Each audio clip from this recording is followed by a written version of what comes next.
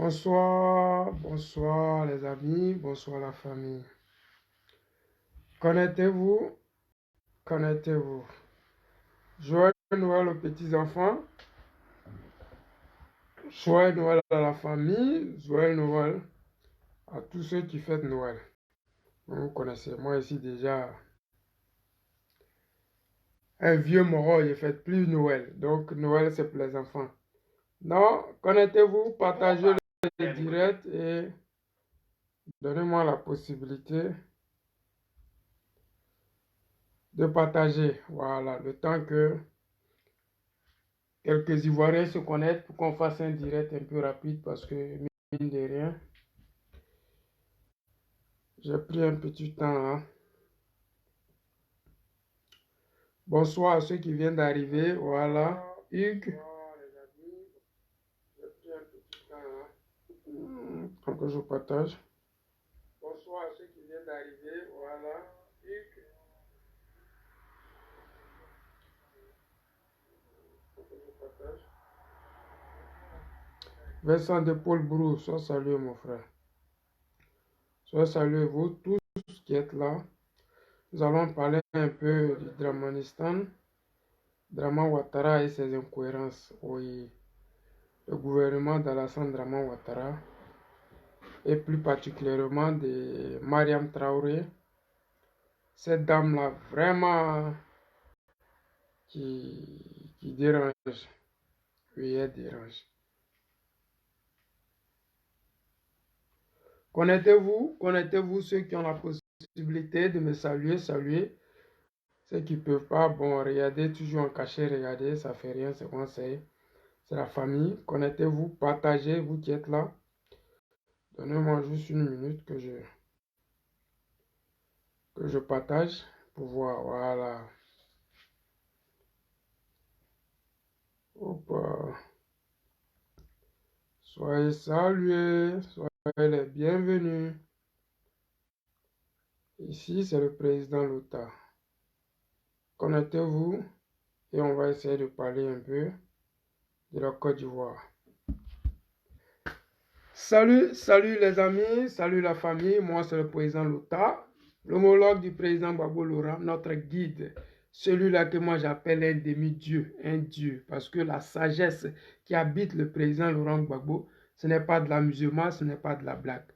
Je m'invite cet après-midi chez vous, pour ne pas dire cette nuit chez vous, à travers vos différents réseaux sociaux pour vous apporter ma contribution dans la lutte ivoirienne. La lutte ivoirienne qui a fait assez de morts, de déplacés de guerre et de prisonniers politiques. À l'heure où je vous parle, nous avons Piché-Luc Balé et nos généraux et ces policiers militaires ivoiriens qui se retrouvent en prison et qui ont fêté Noël en prison.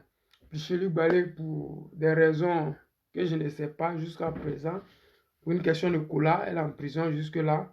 Bon, il reste à savoir si c'est vraiment pour une question de cola qu'elle est en prison. Parce que mine de rien, en Côte d'Ivoire, depuis qu'elle est partie en prison, la société civile n'existe plus. Samba David, qui était de la société civile, il est devenu pasteur. Mais je ne sais pas s'il est pasteur ou il est devenu quoi.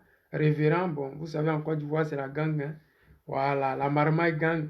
Les gens cherchent de quoi manger. Donc, ils n'ont pas le temps de lutter pour les Ivoiriens. Ils n'ont pas le temps de dire les problèmes des Ivoiriens, de se prononcer sur la situation ivoirienne qui est critique.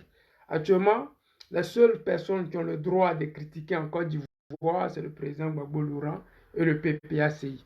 Le reste, ils font de la politique politicienne, c'est-à-dire qu'ils sont juste des politiciens sur le papier, ils sont juste des opposants sur le papier, parce que le grand boulot va être fait par le président Gbagbo Laurent et le PPACI, et eux viendront après pour profiter, parce que quand on dit l'opposition, les gens vont forcément les prendre parce qu'ils ont créé des partis politiques.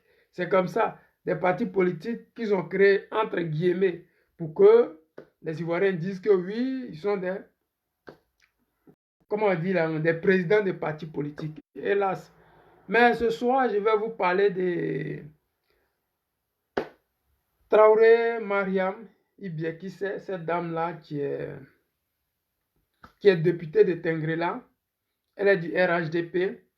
Cette dame-là qui a milité pour que Piché-Luc Balé soit en prison. Cette dame-là qui voit la souffrance de Piché-Luc Balé, cette dame-là qui a dit que Piché-Luc Balé était des mèches avec la déstabilisation de la Côte d'Ivoire, cette dame-là qui a fait mains et pieds pour que notre sœur de la société civile, cette dame courageuse, oui, même si à un moment elle est allée se promener dans l'association des femmes, mais elle reste toujours, pour moi, une référence en Côte d'Ivoire. Parce que la Côte d'Ivoire n'appartient pas à Draman Ouattara et ses étrangers. La Côte d'Ivoire n'appartient pas aux étrangers. La Côte d'Ivoire appartient aux Ivoiriens de souche et tous ces Ivoiriens qui veulent bien que la Côte d'Ivoire puisse émerger. Ces Ivoiriens qui veulent que la Côte d'Ivoire profite de ses ressources. Ces Ivoiriens qui rêvent d'une Côte d'Ivoire qui ressemble à l'Allemagne, à la Russie, à Dubaï, à une Côte d'Ivoire qui va ressembler à l'Arabie Saoudite où les Ivoiriens peuvent aller à l'école jusqu'à ce qu'ils travaillent sans jamais payer leurs études. Cette Côte d'Ivoire que le président Laurent Gbagbo rêve, des Ivoiriens qui pourront se coucher à la maison et toucher des salaires allant jusqu'à 1500 $, 2000 $, au minimum 150 000 $, parce que la Côte d'Ivoire a les moyens de se doter de toutes ces richesses-là. Nous pouvons simplement respecter les lois de nos pays, créer des entreprises pour que nos frères, nos petits frères, nos enfants puissent travailler dans ces entreprises-là. Bon, les amis, nous allons avancer. Donc, je voulais saluer ici Yege Kisidou. Bon, je me dis que ça, c'est un nom que je n'ai pas encore croisé, mais je pense que ça va aller. Julien Go, sois salué. Je vois là-bas le grand Mas Débile depuis. Donc, les amis, allons-y, on va écouter cette dame-là qu'on appelle. Regardez ici, ça, elle est partie accueillir un Malien.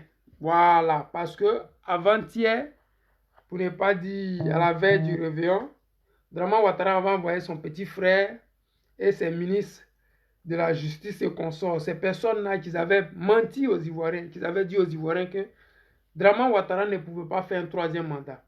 Ces personnes-là qui nous ont fait rêver en disant que oui, la loi interdisait Draman Ouattara d'être candidat en 2020. Mais hélas, ce n'a pas été le cas parce qu'au Dramanistan, les gens n'ont pas cette culture-là de respecter les lois. La loi ivoirienne non plus, ni même la constitution ivoirienne.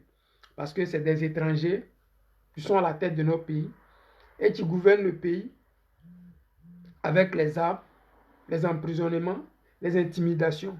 Donc en Côte d'Ivoire, les seules personnes qui ont le droit de manifester, qui ont le droit d'avoir des cortèges de ce genre, ce n'est que eux, les étrangers, ce n'est que eux, les gens du gouvernement, ce n'est que eux qui ne nous servent à rien. Donc les amis, regardons le départ et après on va voir la fin, ok?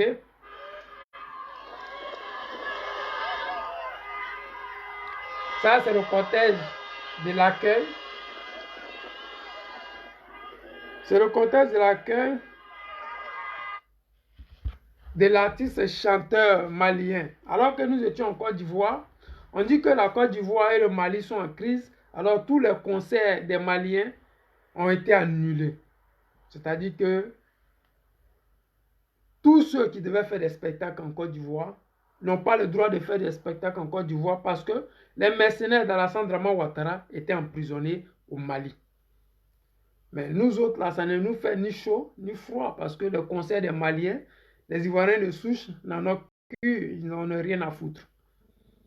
Mais le vrai point, c'est qu'ils ont pris notre sœur Piché-Luc Balé sous prétexte qu'elle venait du Mali et qu'elle avait formaté un coup d'État contre Draman et son gouvernement moribond, illégal, et qu'elle voulait renverser la Côte d'Ivoire. Cette Côte d'Ivoire-là même où mouche ne peut pas s'envoler sans qu'on les traite de faiseurs de coups d'État.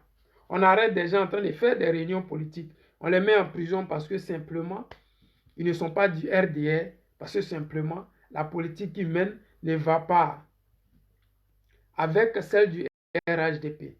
Donc, cette dame, ils l'ont prise parce qu'elle ne fait pas l'affaire de Draman Ouattara, elle ne fait pas l'éloge de Draman Ouattara, parce qu'elle est la seule de la société civile qui ait le courage de dire à Draman Ouattara de dire aux Ivoiriens que oui, la nourriture est chère, tout est cher à Abidjan et rien ne va plus.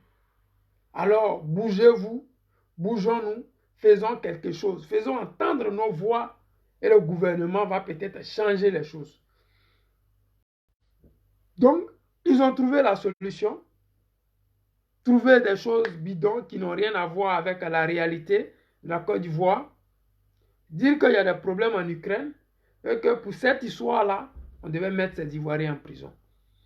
Mais dans le même temps, ils invitent des Maliens en Côte d'Ivoire, on les reçoit en fanfare, les gens se mettent à l'aise, ils sont à l'aise, tout va bien, les Ivoiriens, tout est super et tout est comme sur les roulettes. Mais hélas, cette dame-là a menacé des Ivoiriens parce que ces Ivoiriens se sont plaints de son attitude parce qu'il y avait des Ivoiriens qui étaient en prison pour cette histoire de Mali et le Burkina. Il y a eu des conseils qui ont été annulés pour cette histoire de Burkina et le Mali. Comment comprendre que les mercenaires ne sont pas encore libérés et elle s'affiche avec les Maliens? Je n'ai pas de problème avec les Maliens. Les Maliens, excusez-moi, mais c'est une réalité. Ce sont des faits de la Côte d'Ivoire que je dis. Donc, il y a eu ces sympathisants, elle, du RHDP, qui se sont plaints. Pourquoi est-ce que El Traoré Mariam dit bien qui c'est,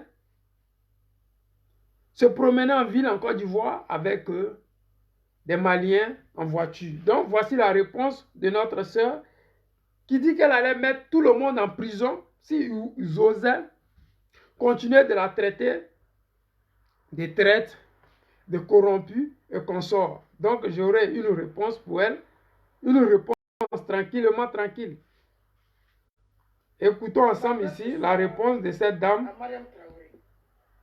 Madame Traoré, tu nous fais honte. Tu fais honte. Sincèrement, tu fais honte.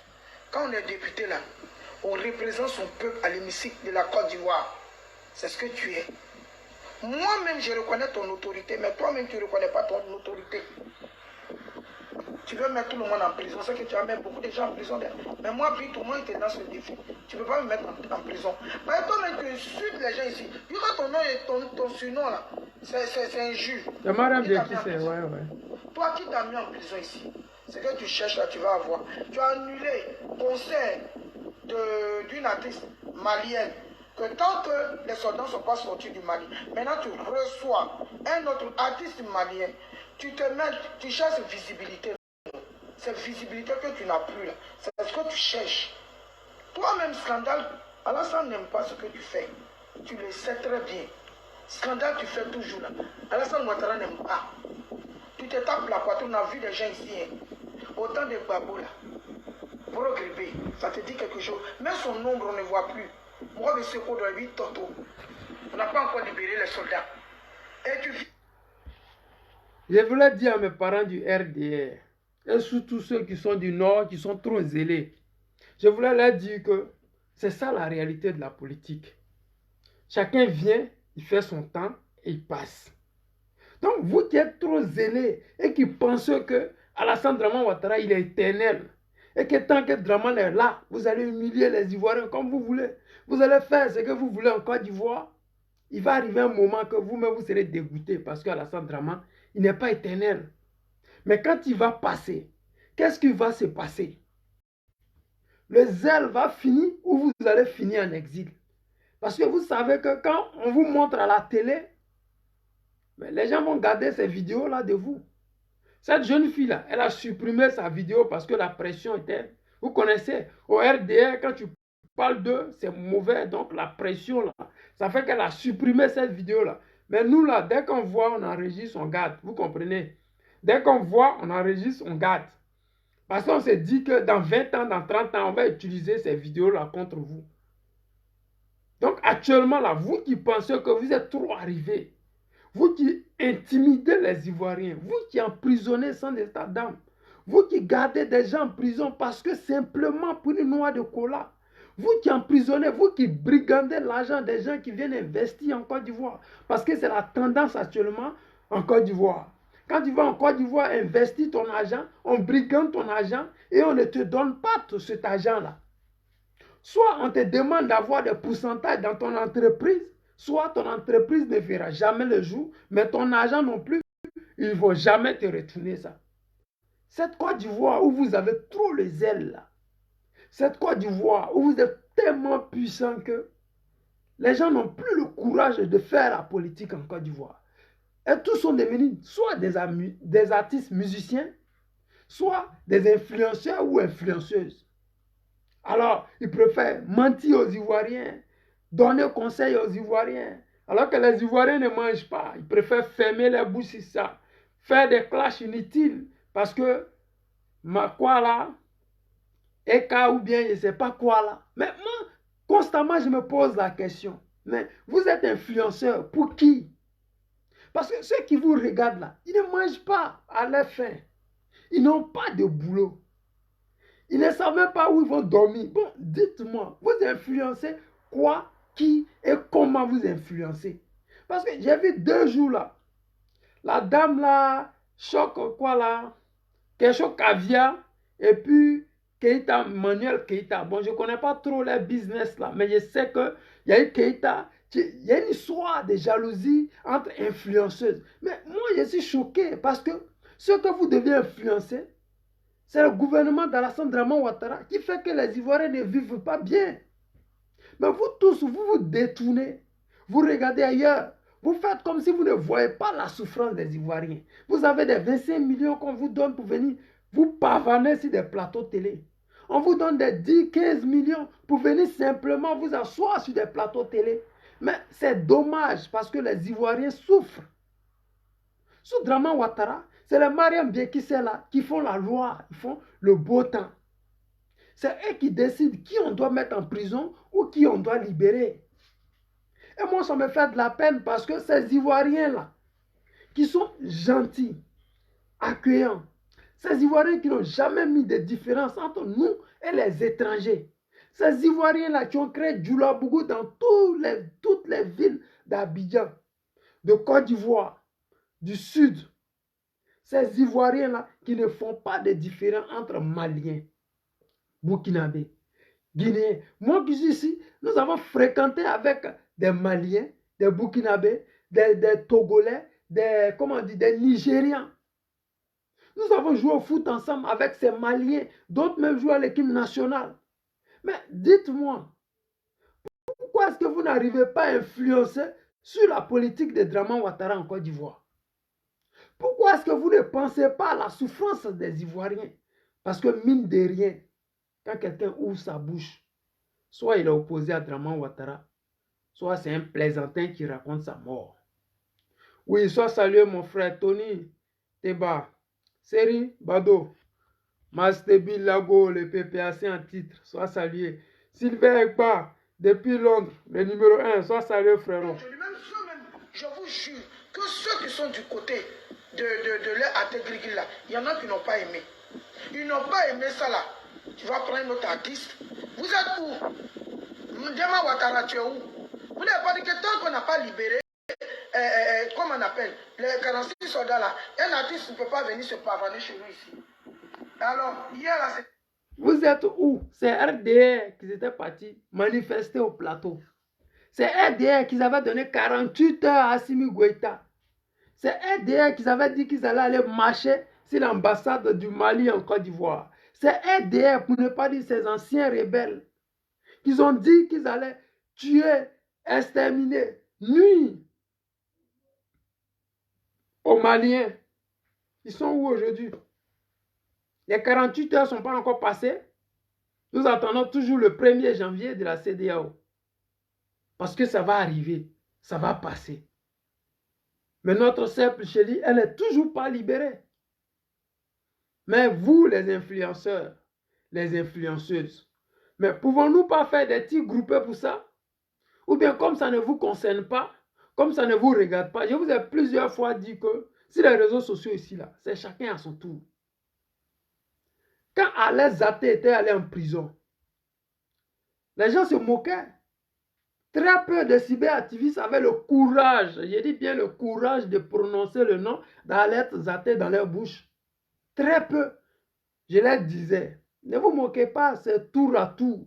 Parce que le métier que nous exerçons, tant que Draman Ouattara serait au pouvoir, nous, cyberactivistes, notre vie va être en danger.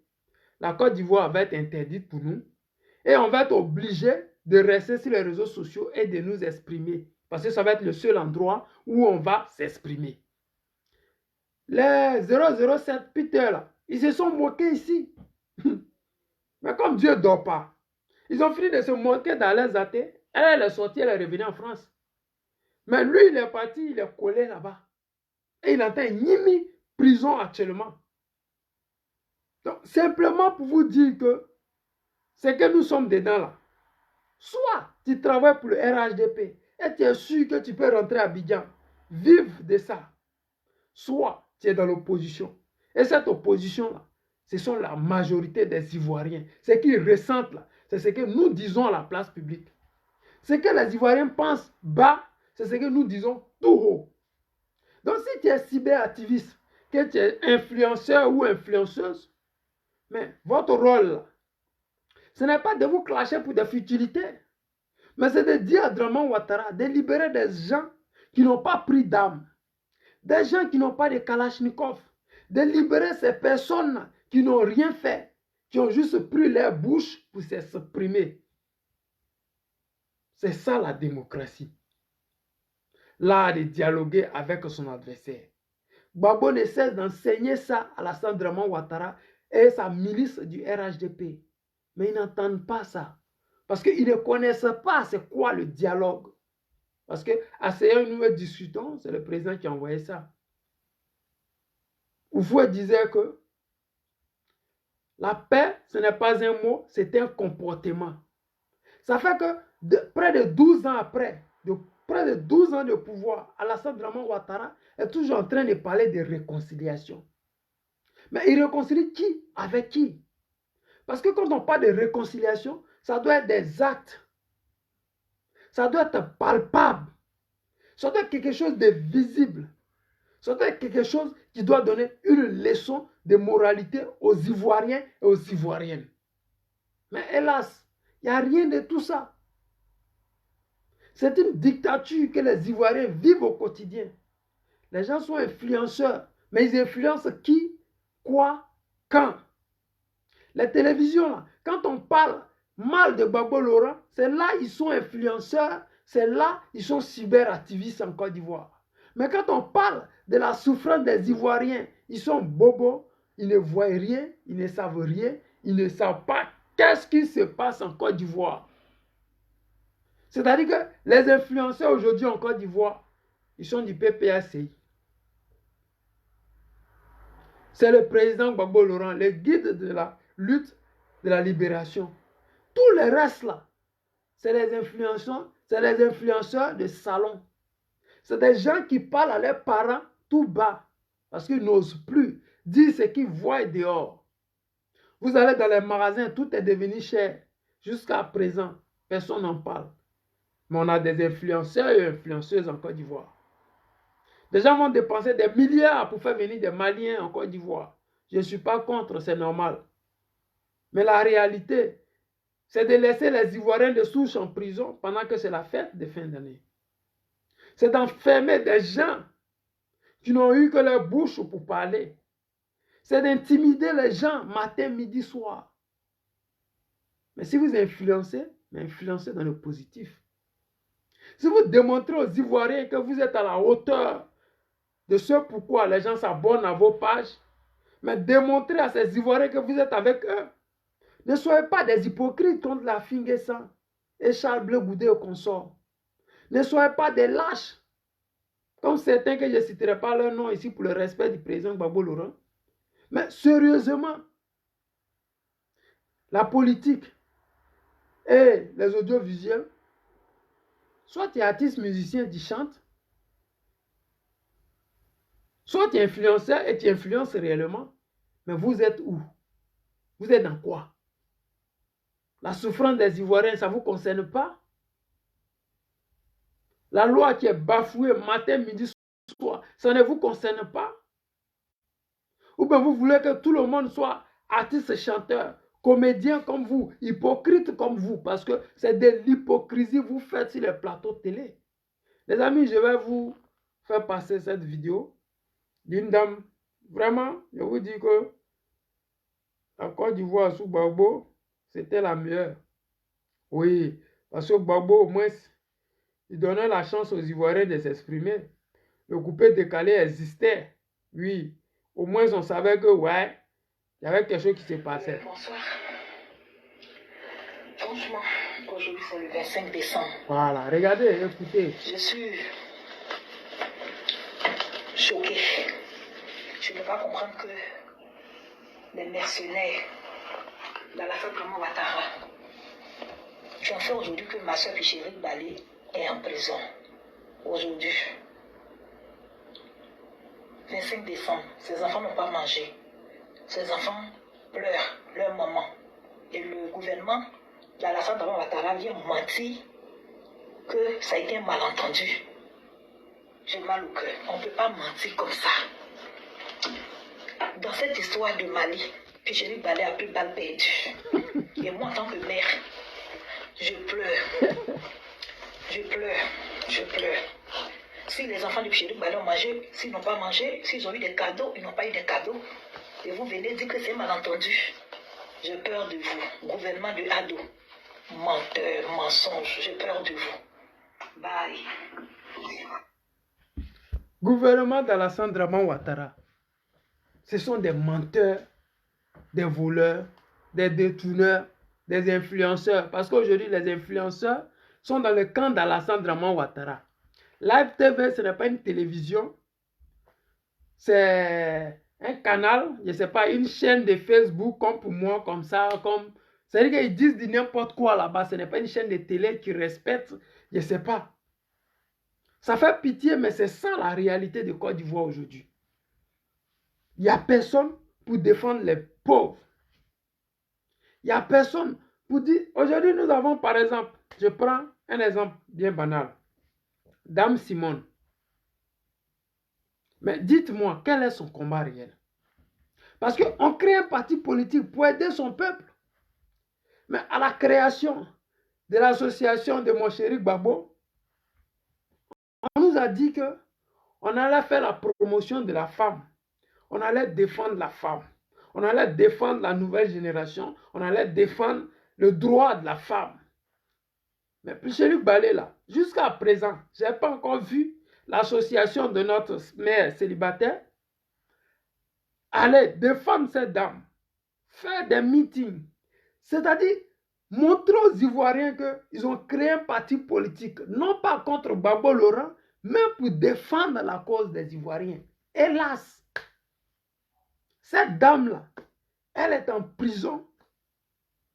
Et ceux qui ont créé des partis politiques pour aider les femmes à sortir de la nocivité, on ne les entend pas, on ne les voit pas. Mettre la pression sur le gouvernement en place pour pouvoir libérer cette dame-là. Parce qu'elle n'est d'aucun parti politique. Si elle était du PPACI, on pourrait dire que oui, le PPACI ne fait rien. Mais elle est de la société civile. Et cette société civile-là, la seule personne jusqu'à présent qui a demandé sa libération publiquement, c'est le président Gbagbo Laurent. On peut l'aimer, on peut le détester. Mais une chose est là, c'est que en politique, là, celui qui dit, il est mieux que celui qui ne dit rien. En politique, celui qui s'oppose, il est appelé un opposant par rapport à celui qui est neutre. Parce que dans la vie, quand tu es neutre face à l'oppresseur, c'est que tu es dans le camp de l'oppresseur. Et j'ai toujours dit en Côte d'Ivoire, ceux qui disent aux Ivoiriens, moi je ne fais pas la politique, ça ne me concerne pas. C'est qu'il est dans le camp de l'oppresseur. Aujourd'hui, demandez à notre maman Simone Yves Gbagbo, quel est son rôle? Qu'est-ce qu'elle fait pour qu'on libère Pichérique Balé? Parce que le parti que notre mère a créé, nous tous on l'a entendu ici, sur des plateaux télé, que les femmes ne sont pas respectées. Les femmes ne sont pas respectées à leur juste valeur. La politique ivoirienne met de côté les femmes.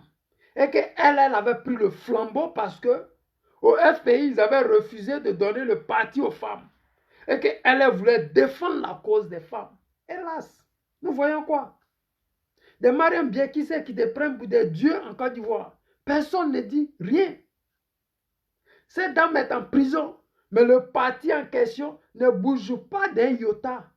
C'est comme si Gbagbo n'était pas encore arrivé en Côte d'Ivoire et que tout le monde avait peur et que les gens n'avaient pas encore fait leur parti politique et que tout allait bien sous Dramane Ouattara. Parce que, mine de rien, en Côte d'Ivoire aujourd'hui, on dit que Gbagbo est celui-là qui sème le désordre. Le problème, le désordre, c'est qu'ils appellent désordre, c'est-à-dire que celui-là qui dénonce la forfaiture d'Alassane Dramane Ouattara. Celui-là qui dit pourquoi des gens ont détourné 100 milliards et ils ne sont pas emprisonnés. Celui-là qui dit la Côte d'Ivoire est endettée à plus de 22 000 milliards. Pourquoi est-ce qu'un individu peut avoir détourné 100 milliards et qu'on ne le mette pas en prison? Vous n'avez pas dit 100 milliards. C'est-à-dire que 100 milliards, nous, notre dette, la Côte d'Ivoire seulement, est endettée à 21 000 milliards. Mais lui seul, il doit 100 milliards. Mais cet argent-là, il ne pouvait pas ramener ça pour qu'on puisse au moins se payer ces instituteurs, ces professeurs qui n'ont pas de quoi manger pendant ces fêtes-là. Mais il n'y a personne pour le faire. Ils ont créé des partis politiques contre le président Gbagbo Laurent. Aujourd'hui, regardez Charles Blé Goudé. Ça fait pitié, notre frère Charles Blé Goudé. Je pensais que c'était le fondateur, c'était le créateur de Zouglou. Mais hier, on le voit aux côtés de RADP dans le concert de coupé décalé. Il a besoin de visibilité. Il a besoin de nom. Il a besoin qu'on sache qu'il est là, il existe dans la politique. Il a besoin de se faire voir. Il faut que le RHDP dise que oui, il a changé. Donc il faut qu'il aille là où il faut, où on peut croiser les RDR, où il faut faire des accolades avec les RDR. Mais c'est quoi le film? Tu es dans quoi? Tu cours à ta pète, mon frère. Nous, on te voit courir dans un sac de piment où tu vas là. Tu cours à ta pète. Parce qu'il y a le vrai problème des Ivoiriens. C'est la seule personne qui dénonce. Quand il finit de dénoncer, les plateaux de télé de RDR vont s'attaquer à lui. C'est-à-dire qu'il est le seul qui dénonce. Mais lui, il fait son rôle d'opposant. Mais vous qui avez créé des partis politiques, ça sert à quoi? Est-ce que les Ivoiriens savent au moins qu'est-ce que vous faites avec ça? Ou bien vous créez des partis politiques pour créer la zizanie dans le camp de l'opposition. Vous créez des partis politiques pour nuire aux Ivoiriens ou pour aller écouter ce que l'opposition a prévu faire et puis aller dire à Alassane Dramane Ouattara, comme ça a été le cas dans la désobéissance civique avec les choses, comment on appelle, les Afingessans, qui étaient les envoyés d'Alassane Dramane Ouattara. Les Amontano, qui étaient les envoyés d'Alassane Dramane Ouattara. Ces personnes qui étaient dans la désobéissance civique, mais qui n'étaient pas avec les Ivoiriens, mais qui étaient à la recherche d'un parti politique. Des gens qui attendaient que la Côte d'Ivoire leur donne le pouvoir assis d'un plateau d'or. Et après, c'est jouer des ministres et consorts. La désobéissance civique, ils n'ont pas formé de gouvernement. Allez-y comprendre le pourquoi. Parce que réellement, il n'y avait personne dans ce gouvernement-là. Personne n'était prêt à prendre fonction où que ce soit. Alors que Dramane Ouattara en 2010 avait fait un gouvernement au Golf Hotel. Et ils avaient pris fonction, ces personnes-là. En 2020, ils n'ont pas eu le courage de dire aux Ivoiriens qu'ils étaient dans une marmaille. Ils attendaient que les Ivoiriens se battent. Parce que mine de rien, à regarder leur histoire de 2020, vous allez voir que c'est spontanément que les Ivoiriens sont sortis. C'est après la sortie des Ivoiriens que l'opposition a appelé à sortir dans les rues. Donc, regardez vous-même dans quoi nous sommes. Et respectez au moins le parti du président Laurent Gbagbo. Respectez la souffrance de ceux qui souffrent. Respectez la souffrance des personnes qui sont emprisonnées sous la gouvernance d'Alassane Dramane Ouattara. Prenez vos cartes de membres. Allons-y mener cette lutte-là frontalement. Parce que le président Gbagbo, il veut savoir qu'il y a des gens derrière lui qui le poussent. Parce que quand tu parles en ton nom, ça ne va pas loin. Mais quand tu parles au nom de ton peuple, tu es fort. Gbagbo en 2010, il était plus fort que le monde entier. Oui, en 2010, il y avait l'ONU, l'ONUCI, il y avait Soro Guillaume le rebelle et Alassane Draman Ouattara le chef rebelle. Il y avait toutes ces personnes qui étaient diguées contre la Côte d'Ivoire, contre le président Gbagbo Laurent. Et lui seul, contre toutes ces personnes, il est sorti vainqueur. Mais vous savez, il a refusé de signer des accords bidons en prison. C'est pour cela qu'ils n'ont pas célébré son retour. Ils nous ont envoyé des pots pourris à l'aéroport pour saboter son retour. Ces pots pourris là, Dieu les voit. Ces sorcières là, Dieu les voit. Parce que Dieu, le hasard n'existe pas chez lui. Quelqu'un qui a vaincu l'Occident, qui aurait dû être célébré comme Nelson Mandela, ça n'a pas été le cas. Parce qu'il ne va pas dans la direction qu'eux auraient voulu qu'il aille. Il n'a pas signé ces papiers qu'eux rêvaient qu'il signe. Sinon, Nelson Mandela est petit. Il serait rentré en fanfare en Côte d'Ivoire. Draman l'aurait reçu au palais présidentiel. Ce ne serait pas lui qui serait parti vers Draman Ouattara, mais ça serait plutôt Draman Ouattara qui serait venu vers lui. Aujourd'hui, le combat, il est rude, il est hard, il est dangereux. Il est très, très, très dangereux. Je le dis et je le pense. Aujourd'hui, les gens de Soro, ils sont en train de prendre des coups. Mais à l'époque, c'est eux qui donnaient ces coups-là. C'est maintenant qu'ils sont rentrés dans la gamme. C'est maintenant qu'ils sont rentrés dans ce combat de libération. C'est maintenant qu'ils se rendent compte que mener un combat contre l'oligarchie européenne, c'est dangereux. C'est risqué. C'est même trop difficile. C'est super difficile. Mais Gbagbo vit de ça. Il vit dans ça. C'est son quotidien. Nous les à côté Yao, nous les accompagnateurs, nous les un coup là. On n'est rien. On n'est rien. C'est une goutte d'eau. Mais je veux dire à nos parents ivoiriens qui sont là. Nos influenceurs, ce sont des traîtres. Ce sont des lâches. Ils n'influencent rien du tout. Parce que s'ils étaient vraiment des influenceurs, ils allaient prendre position pour les Ivoiriens qui n'arrivent pas à manger 3 fois par jour ou même 2 fois par jour. Si c'était vraiment des influenceurs, ils auraient influencé de toutes sortes que Pichelik Balé ne fasse pas plus de 3 mois en prison. Aujourd'hui, elle est en prison pour des histoires bidons. Mais le vrai point, c'est que c'est elle, la vraie influenceuse. C'est elle, l'influenceuse numéro 1 en Côte d'Ivoire. Vous avez vu, certains sont devenus pasteurs. Le combat, il est rude et dangereux. Ça ne nourrit pas son homme, mais ça met en danger son homme. Gbagbo n'est pas milliardaire. Parce que le combat, quand tu le mènes, tu ne peux pas t'enrichir parce que tu as un objectif bien précis. Comment est-ce que les Ivoiriens, avec le peu d'argent que le gouvernement gagne, peuvent vivre comme les Qataris? Il faut être un dirigeant comme Gbagbo Laurent. Il faut avoir des projets pour ton peuple. Il faut te rendre compte que là où tu vas, là, il n'y a pas d'argent à partager. Ce que tu as dedans, là, il n'y a pas de dons qui va quitter quelque part. Parce que ceux pour lesquels tu te bats, ils n'ont rien. Ils n'ont pas d'argent. Ceux qui donnent crédit ne donnent pas aux pauvres. On les dit matin, midi, soir. On ne prête pas aux pauvres. Gbagbo n'est pas solvable. Est-ce que vous les Ivoiriens, vous aimez Gbagbo au point de lui donner le pouvoir malgré qu'il n'est pas milliardaire? Ce n'est pas une question d'amour. Mais c'est une question de survie. Nous, Ivoiriens de souche, là, c'est une question de survie.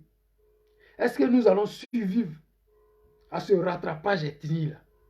Est-ce que nous allons survivre à cette mobilisation d'étrangers sur la liste électorale? Est-ce que nous allons survivre au 4e mandat d'Alassane Draman Ouattara? Est-ce que nous allons survivre à cette dictature? Nous avons un guide. Qu'est-ce qui va arriver quand il ne sera pas là? Parce qu'aujourd'hui, on a des influenceurs qui sont des tricheurs. On a des Ivoiriens qui sont détournés de la cause ivoirienne. On a des Ivoiriens qui s'attaquent à leurs propres frères ivoiriens sous des prétextes farfelus. Parce qu'ils ont besoin de se faire voir. Tu veux qu'on te voie? Alors rentre dans le buzz. Les clashs inutiles. Insulte telle personne, tu vas voir que tu auras la visibilité. Attaque Babo, si des futilités, tu auras la visibilité. Mais soyez lucide. Il faut manger après ça. Maintenant, 10 ans, dans 30 ans, vos enfants vont prendre la relève. Mais aussi vont mendier comme vous. Est-ce que votre rêve étant à Abidjan, étant en Europe, c'est de voir vos enfants mendier? Parce que vous êtes en Europe, vous faites vos enfants. Ils ne sont pas acceptés. Disons-nous la réalité. Que ton enfant soit métis, qu'il soit noir africain, il n'est pas accepté comme un enfant blanc. Un métis en Europe n'est pas blanc. Je vous le dis parce que c'est une réalité. Mes enfants sont comme ça. J'ai dit un métis est appelé noir en Europe.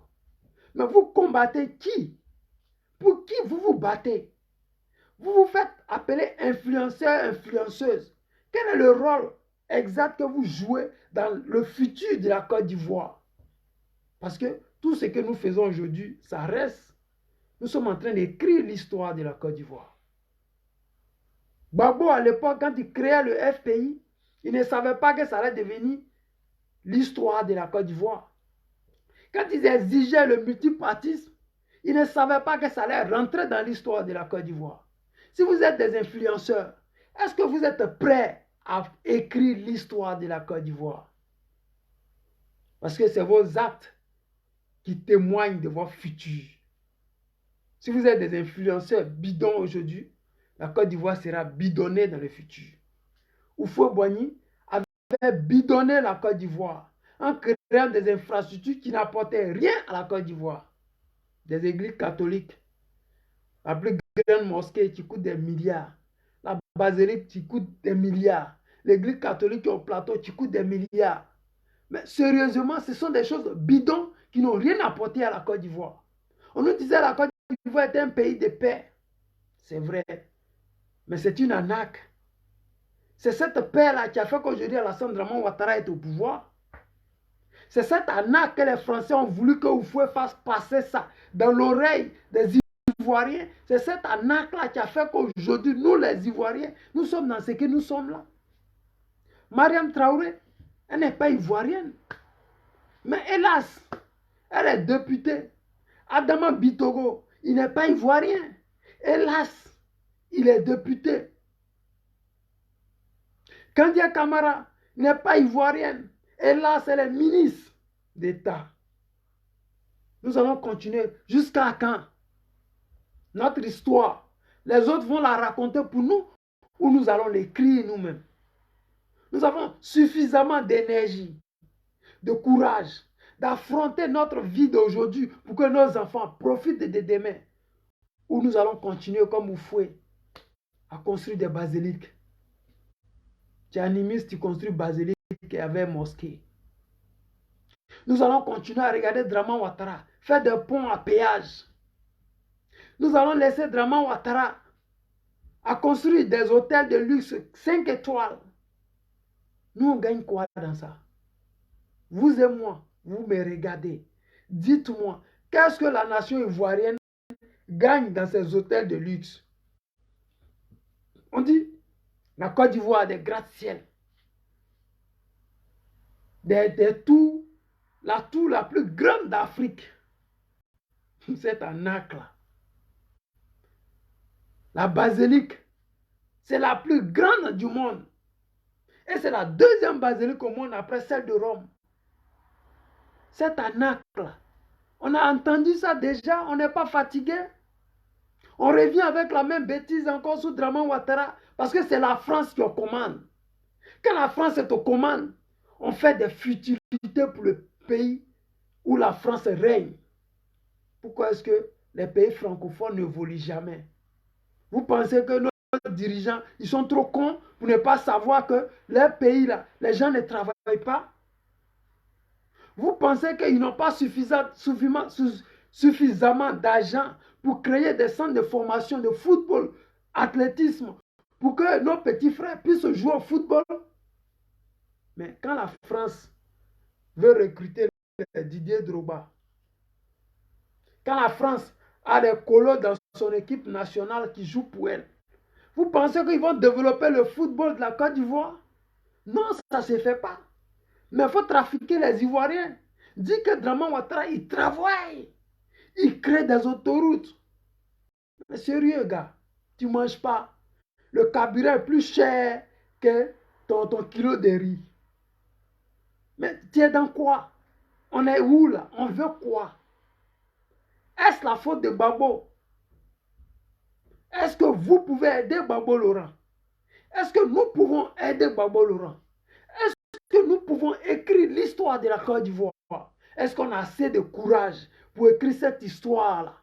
Parce que si on continue à ce rythme, les influenceurs bidons que nous avons, les influenceuses bidons que nous avons, ils vont toujours écrire l'histoire pour nous. Parce que la basilique aujourd'hui, c'est à Yamoussoukro. C'est vide. Il n'y a pratiquement personne qui va là-bas. Moi, je viens de Boisflé. Je connais très bien Yamoussoukro. La cathédrale qui est au plateau, c'est vide. Pratiquement personne ne va là-bas. Mais mettons-vous à la place, à cette époque-là, Soufoué était capable de créer des entreprises, des chaînes de montage, pour qu'on puisse broyer le cacao de la Côte d'Ivoire. On serait déjà émergent. Parce que la basilique ne nous apporte rien du tout. La plus grande mosquée du plateau ne nous apporte rien du tout. Celle de Cocody, rien du tout. Le 4e pont de Draman Ouattara nous apporte rien du tout. Mais on est en train de faire le buzz. Ça fait plaisir de faire le buzz. Parce que quand tu fais le buzz, tu as des visibilités. Tu es respecté au Dramanistan. Parce que quand tu vas dans des concerts de coupé décalé, alors que tu es le fondateur de Zouglou, quand tu fais accolade avec les Mariam Biekise, qui ont insulté le président Laurent Gbagbo, qui ont dit que toi, tu ne vas jamais rentrer en Côte d'Ivoire. Quand tu vois les Mariam Biekise, qui étaient des rebelles en Côte d'Ivoire, qui ont aidé les Soroguium à égorger des Ivoiriens, à éventrer des Ivoiriens, ces personnes-là voulaient faire des accolades. Mais vous êtes incapable de dire la vérité pour les Ivoiriens. Vous êtes incapable de parler de réconciliation. Vous êtes incapable de demander à ces Ivoiriens, est-ce qu'on peut libérer Plichélik Balé? Vous êtes incapable de parler de Goblé, qui étaient des gens qui vous ont protégé quand vous étiez dans vos meetings. Mais hélas, vous êtes des influenceurs. Mais vous influencez qui, hélas? Au juste. Vous influencez qui? Vous êtes sûr que nous, on est fiers de vous? Moi, personnellement, je ne connais aucun influenceur. À part quelques vidéos souvent que je vois de passage. Parce que chez moi, si tu es un influenceur, je dois savoir que soit tu es Plichélik Balé, oui, tu influences quelque chose. L'avenir de la Côte d'Ivoire, l'avenir des Ivoiriens, ça, tu es influenceur. Quand tu t'appelles Babo Laurent, le guide, celui qui dit là où ça fait mal. Quand tu t'appelles Kone Katina, quand tu t'appelles Damana Picasso, quand tu t'appelles Kipré Stéphane, voici des influenceurs. En plus de donner du boulot aux Ivoiriens, ils disent le mal des Ivoiriens. Mais quand tu vas faire un diagnostic, quand tu vas voir un médecin, mais si tu ne lui dis pas là où tu as mal, et que tu continues à lui dire tout va bien, mais tu finiras par mourir dans ton salon, sans que personne ne sache quel est le mal que tu as réellement. Nous les Ivoiriens, si on ne se place pas, si on ne se positionne pas dès maintenant face à Draman Ouattara pour lui dire, gars, là où tu vas avec la Côte d'Ivoire, ça ne nous arrange pas. Dépose notre pays ici, mais on va crever. Les gens vont nous oublier. La réalité, c'est que la politique, chacun a son temps. La visibilité sur les réseaux sociaux, chacun a son temps. Ne pense pas que tu es éternel. Non. C'est chacun à son temps. C'est pour cela quand tu n'as pas 1 million de vues, t'inquiète pas, gars. Reste dans ton game. Fais ce que tu as à faire. Fais ton combat. Parce que le président Laurent Gbagbo, je le dis et je le répète, moi, mes parents disaient que Gbagbo ne serait jamais président. Parce qu'il prenait le Gbagbo au courant. Il n'était pas dans les salles climatisées. Parce qu'il faisait ses meetings quand il faisait chaud. Il était naturel. Il défendait la cause des Ivoiriens. Mais moi, aujourd'hui, je défends Bec On Gbagbo Laurent contre mes parents. Simplement pour vous dire que ça prend du temps.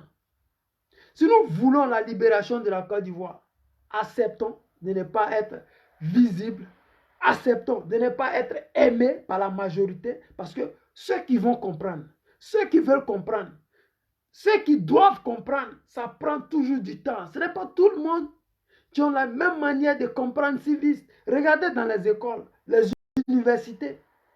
Ceux qui sont souvent les premiers à la maternelle, au finish, ils ne travaillent même pas. Au final même, ils ne gagnent même pas les diplômes. Au final même, ils ne sont même pas capables d'embaucher qui que ce soit. Parce que c'est la fin qui compte. Mais nous, les Ivoiriens, voulons-nous partir à la fin? Ou voulons-nous que la France continue à écrire notre histoire? La plus grande basilique au monde, elle se trouve en Côte d'Ivoire. C'est un pays de paix. Est-ce que ça nous donne à manger? Non.